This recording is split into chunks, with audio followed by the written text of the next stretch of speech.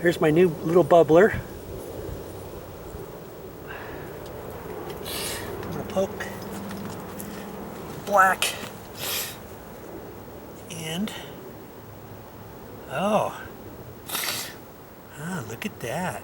Okay, this one,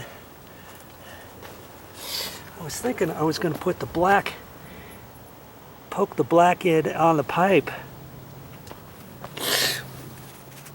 And yes, I think that's what I'm going to do. Poke the black end. You see how small that is? Look how big the end is there. Good grief. Now,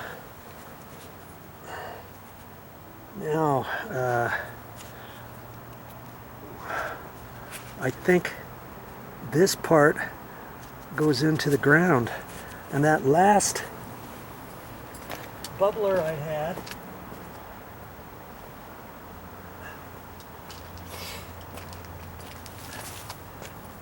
you see that was the end that was sticking out, remember?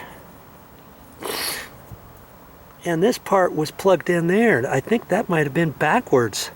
And now I already kind of smashed that. And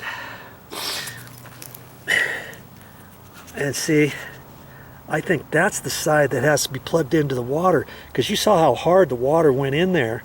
And then there's probably something in here that makes this just drip out. And I think whoever put this one in, they put it in backwards. Because see, it still has a slight little ridge around it. You think, okay, I just shoved that into the main water line. No, I believe it's this one you shove into the main water line. Because remember, all the other bubblers around all the other trees, the big end sticking out. See? Let's look at this one over here. See there? This one just happens to be red. Oh, that one's black. And I don't know if that makes a difference, if that means this is a 2-gallon as opposed to a 1-gallon. When I went to the store, I got 1 gallon once. And see, they just happen to be all things black. That's just slightly different is all. And that would be the end you would plug in. This is the part that bubbles out. But I think I'm going to put this red one in. We're going to see how that works. Right here. Man, I keep hitting my head on some of these branches of this tree. Okay. I'm going to let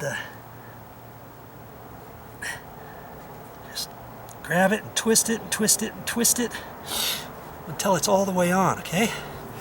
There. Now, I'm going to turn the water back on.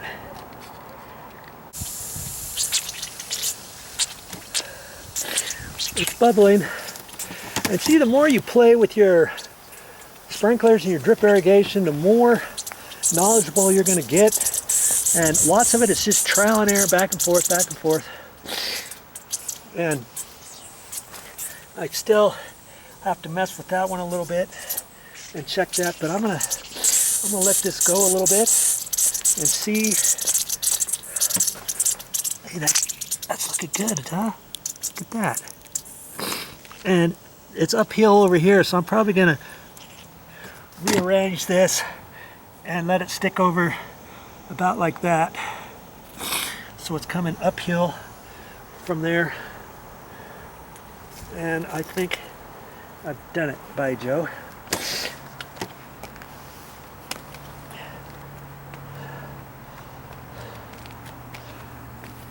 Now that I've got the water turned back on, let's check these fittings here. This one looks good. See, just putting that on, stopped it.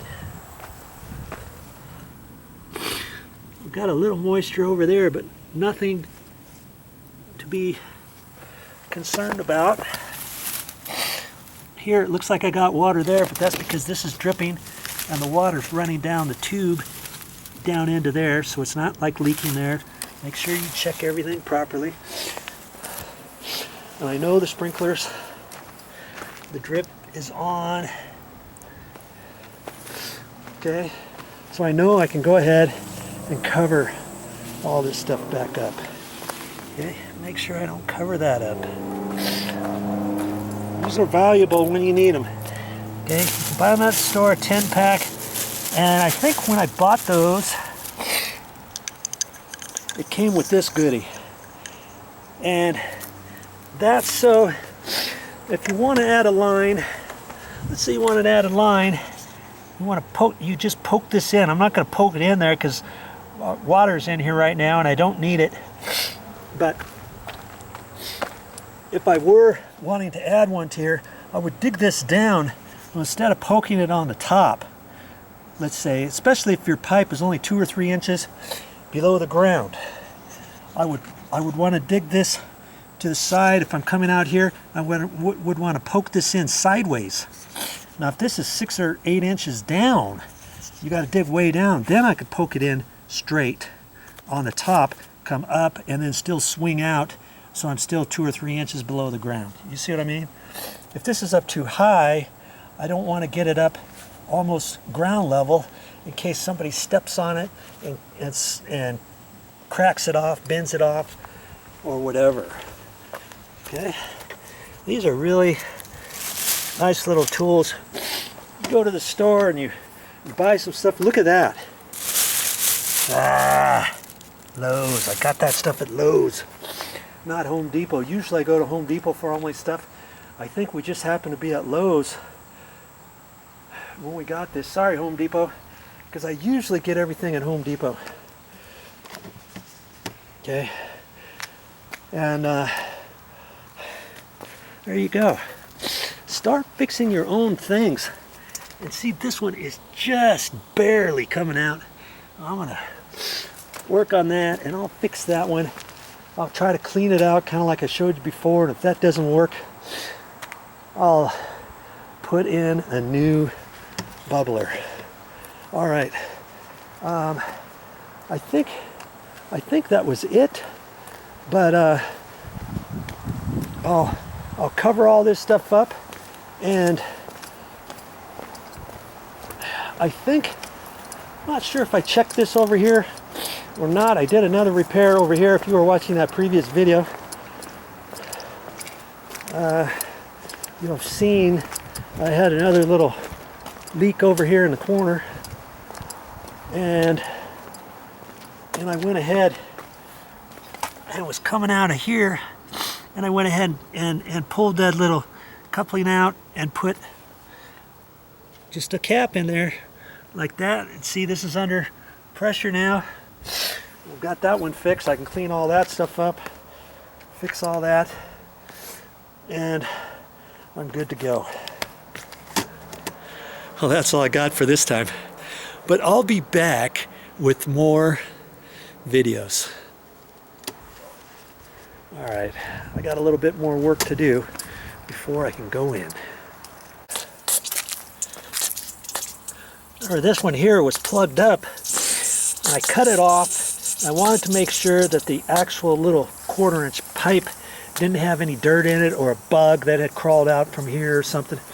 I'm cleaning that out first. Okay, everything looks okay, and I tried my best to clean this out. I even blew on this, and it seems like it's working okay.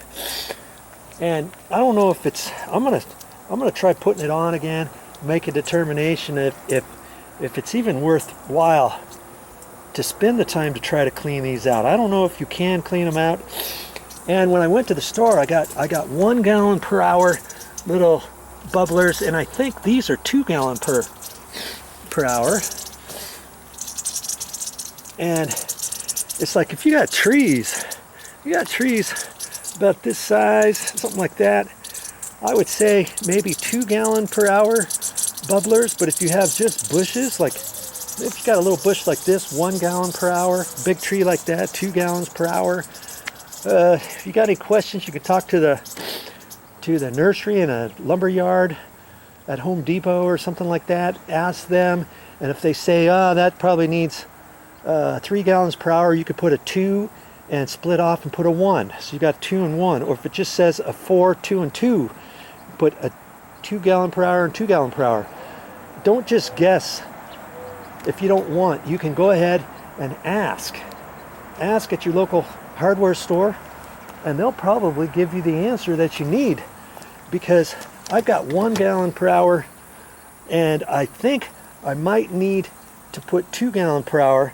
I might just put this back on, and then next time I'll have to see how much this drips out, and next time I go out to the store I might get 2 gallon per hour bubblers. And see, this says GPH, 1 GPH, that's gallons per hour.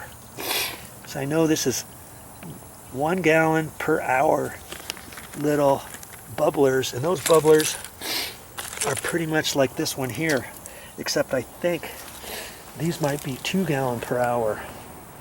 Okay, I ended up putting, see how this one doesn't seem like it's dripping as quickly. That's, I had that, and I put one of those over here. So this is 1 gallon per hour, and that's plenty for this little bush here. It's going to go on for 15 minutes, and that should be plenty. Okay, so pick and choose when you're at the store. Ask some questions, and the more you work with these, the better. Start getting into it in your own backyard and start saving some money. Hey, just because you're an average Joe like me, you can do it, okay? Well, that's all I got for this time. I'll see you on the next video. Thanks again for watching, and if you haven't subscribed yet, please do. I've got lots of videos on my channel that will help you save money around the house.